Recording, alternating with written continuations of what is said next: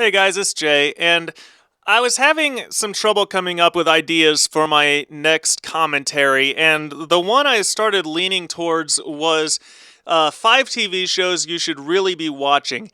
And when I was making my list, I realized that three of the five that I was going to suggest are based on comic books. And then I started thinking about the fact that pretty much everything today is based on comic books. Comic books dominate our movie theaters, they dominate our TV, they dominate our Netflix, they're everywhere. And I started thinking, why is that? And then I started thinking about Superman, and I started thinking, Superman is the most recognizable of all superheroes, yet when you really think about him, there's nothing about him that should be popular. He's not relatable. He's way overpowered.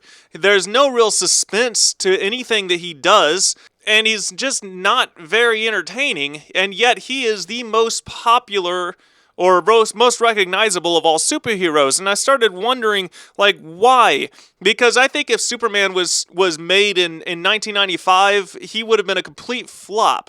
And it just kind of led me down an interesting path as to, why are we so accepting of superhero movies all of a sudden? How come everything is so superhero oriented? And I thought I'd share that path with you now. So when you really think about it, everything on screen, TV shows, movies, even books, or any kind of story really, is basically at its absolute bare bones minimum about bad things happening to somebody. For example, in a comedy, bad things happen to the main character, and his reaction to those things results in comedy. In a tragedy, bad things happen to a character, and they end up not being able to overcome it, and it makes you sad.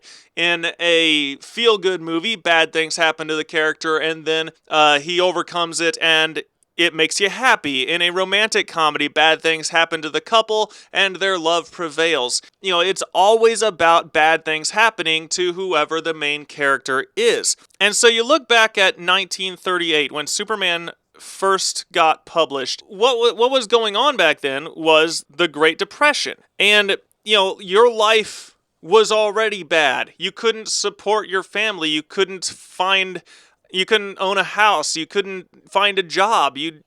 Your life was already bad enough as it is. The last thing you need to do is hear about or see or read about bad things happening to average people. You get enough of that in your own life. What Superman did was it allowed you to detach yourself from that and join this other fictional universe where aliens protect humanity and can fly and are indestructible and everything else. You think about Superman, really his heyday was from about 1938 when he first got started out to about 1980 was when Superman kind of started slowing down, and post 1980 Superman it wasn't very good. But you think about what was going on during that stretch of time, that from let's just say 1940 until 1980, we had the Great Depression, we had World War II, we had the Vietnam War, we had the corruption of Richard Nixon, and then we end up with Jimmy Carter, who has the economy in nearly a second depression. Those 40 years was not a very good 40 years to be an American. You went through Pearl Harbor, you went through the draft, you're war torn, you're war fatigued, and the last thing you want to do is see people like yourself suffering on the movie screen, so you choose instead to go watch the aliens suffer for you. Then what happened in 1980, because you think about it, the 80s and 90s were a dark, dark, dark time for superhero movies. Superhero movies and TV shows were awful in the 80s and 90s. You had two decent Batman movies, you had one really good Superman TV show, and aside from that, you had an completely unwatchable Punisher movie, you had two laughable Batman movies, and it was just a bad time for superhero movies. But at the same time, in the 80s and 90s, you got two of the most popular eras of James Bond.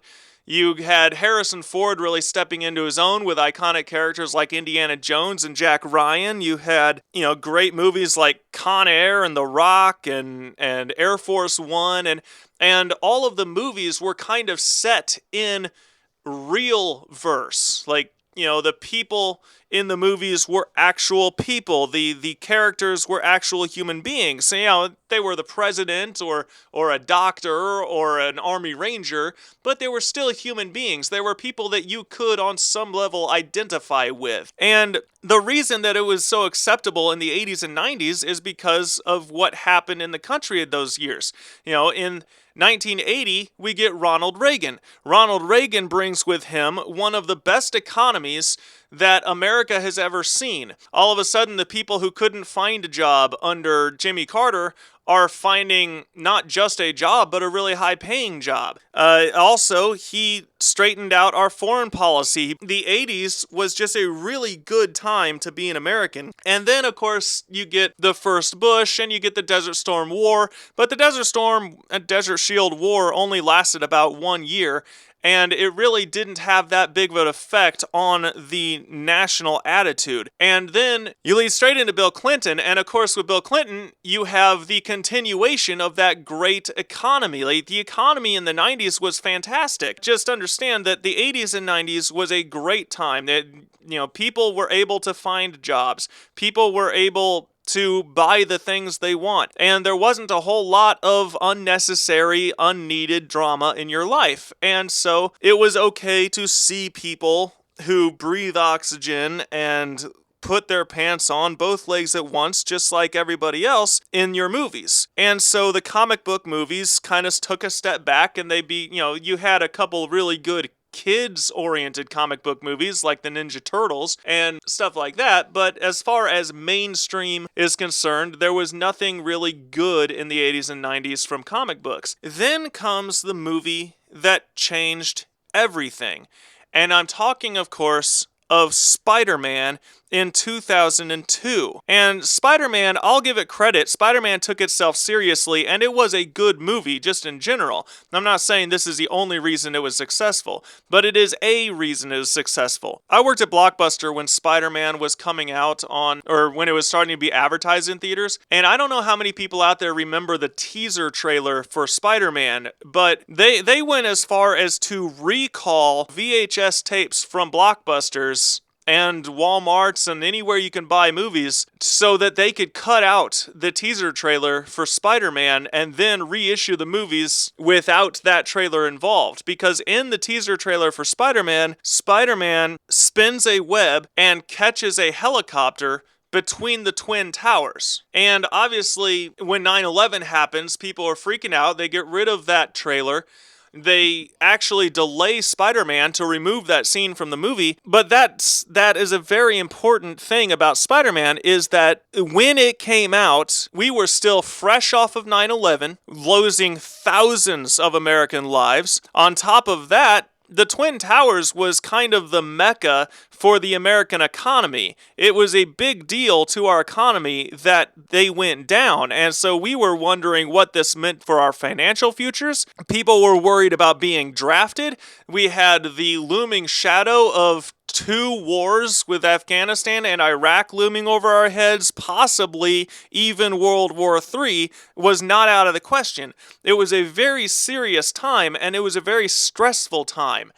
And then we get Spider-Man, who exists in a universe separate from ours, who we can use to detach ourselves from our reality. Now, of course, during the Bush years, when we were in war and we were, you turn on the news and you hear about soldiers dying and you hear about bombs exploding and everything else. It was a very stressful time, and during that time, we got the Spider-Man franchise, we got the X-Men franchise, we got another Superman movie, we got all these comic book-themed movies coming out, and they all did really well. And, we actually got a good Punisher movie during that time. And then we come into the 2010s under Barack Obama, and we have one of the worst economies we've had in 50 years. We have more Americans unemployed than we have ever had in the history of the country. We have more Americans on welfare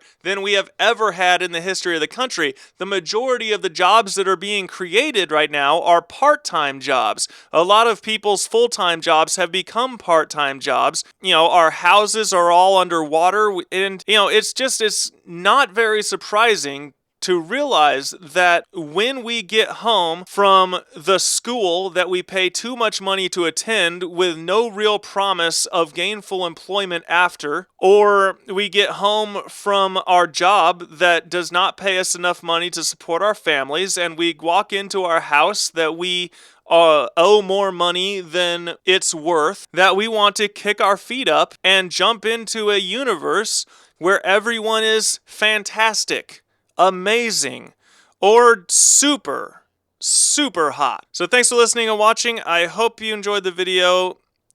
Don't forget to subscribe so you don't miss out on future content, and goodbye.